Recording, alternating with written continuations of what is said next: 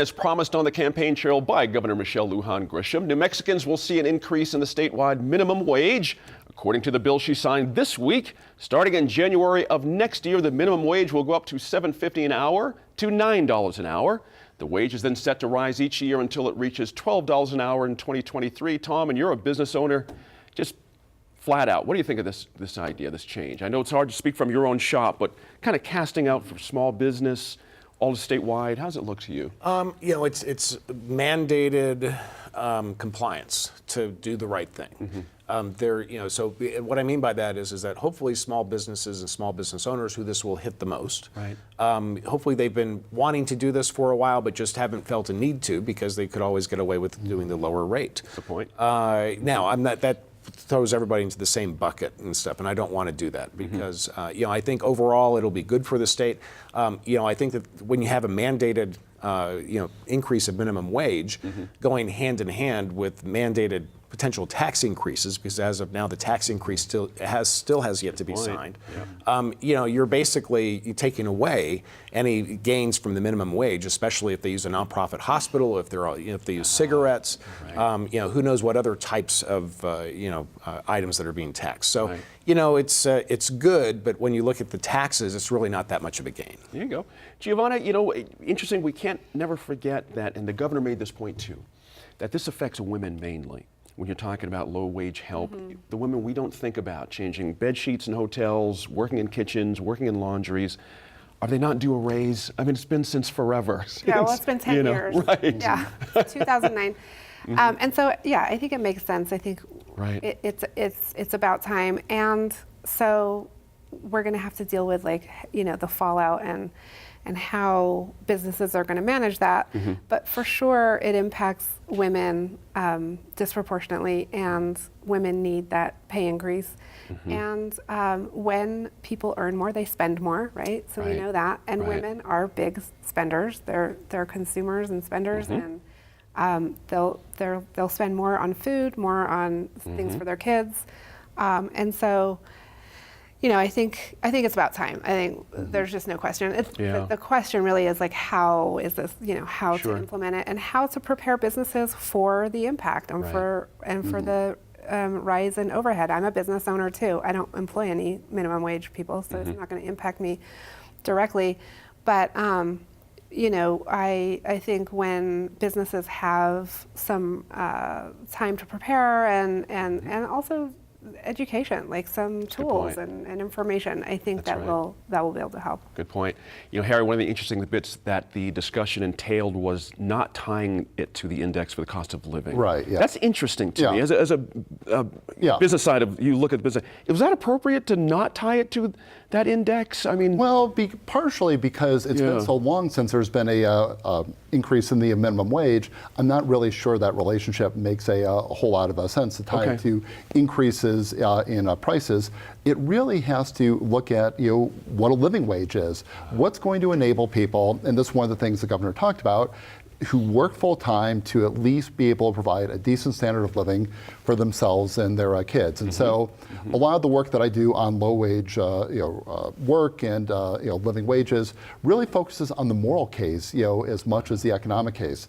Now, obviously, you have to put those in conversation with each other. You can increase the minimum wage so high that it does then have an impact on employment, and particularly for unskilled employees. Sure. But there's a lot of economic research that's come out in the last few years indicating that at best, the impacts on employment are very, very minimal to a wash on either side, because you've got people who are earning more, so they're spending more. That's right. And it really does get to the moral case of what is it that workers should be getting by virtue of being workers, by being human, and how does that then feed into their ability to participate in society? And as Giovanna pointed out, a lot of those burdens fall disproportionately on women, which also means they fall disproportionately on children. Good point there.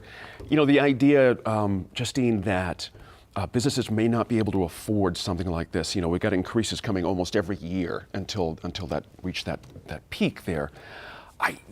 How tough is this going to be for certain rural kind of industries as I look at this? Well, it's going to be not just hard for rural industries, but towns. Towns are. I think the town of Tucumcari anticipates that its budget's going to increase by over $1 million.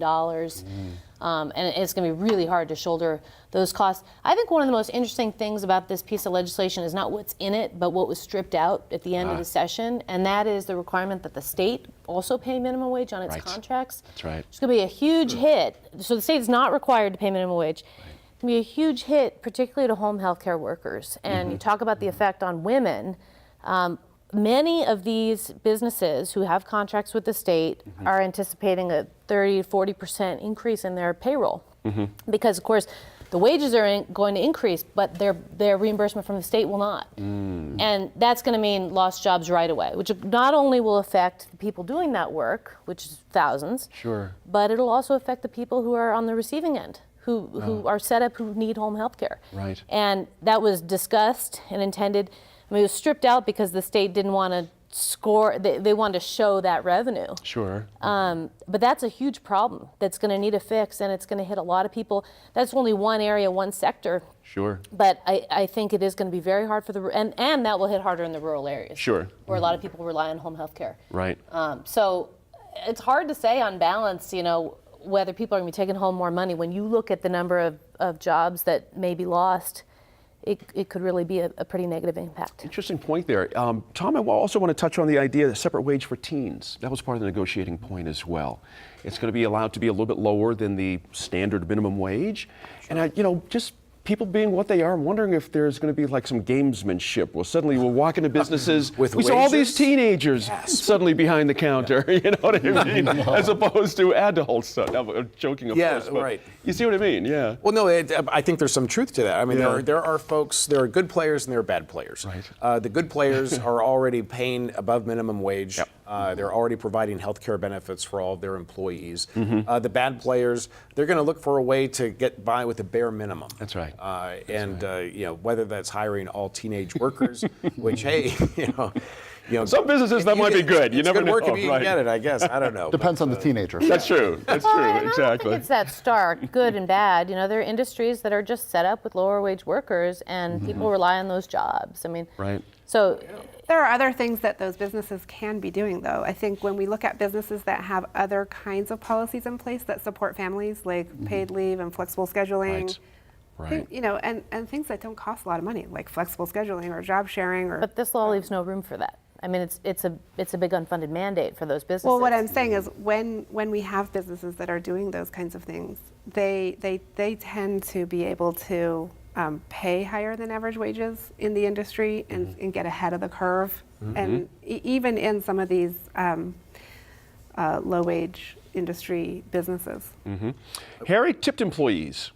By 2023, it's going to go up to $3 an hour. $3 an hour plus tips. Yeah, I know, right? Go buy a house. I mean, you're right. But that means something to some people, though. Because ostensibly, the idea is once you reach that place where your tips don't quite equal what you'd make an hour, you have the option to. Yeah, that there is, and for some workers, particularly in sort of lower cost, restaurants with table service, that may well make a difference. There's a broader issue related to tipping in general. So if you go to Europe or Australia, I mean, you don't really tip because people are already earning a living wage.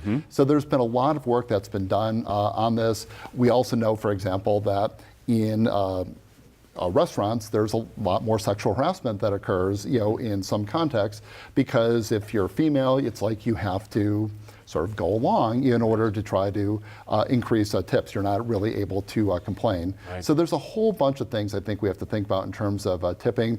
When I saw that, it's like, great, it's an 87-cent, an hour increase. But bear in mind, that has not, gone up for decades. And there's a bigger issue related to how workers who are getting tips are being treated, particularly in the restaurant industry, which again, is primarily, female, industry, people who are doing the service. How are those folks being treated? Good point there. Last note on that. After the break, we talk with the filmmakers of The Providers, a new documentary airing nationally on PBS next week.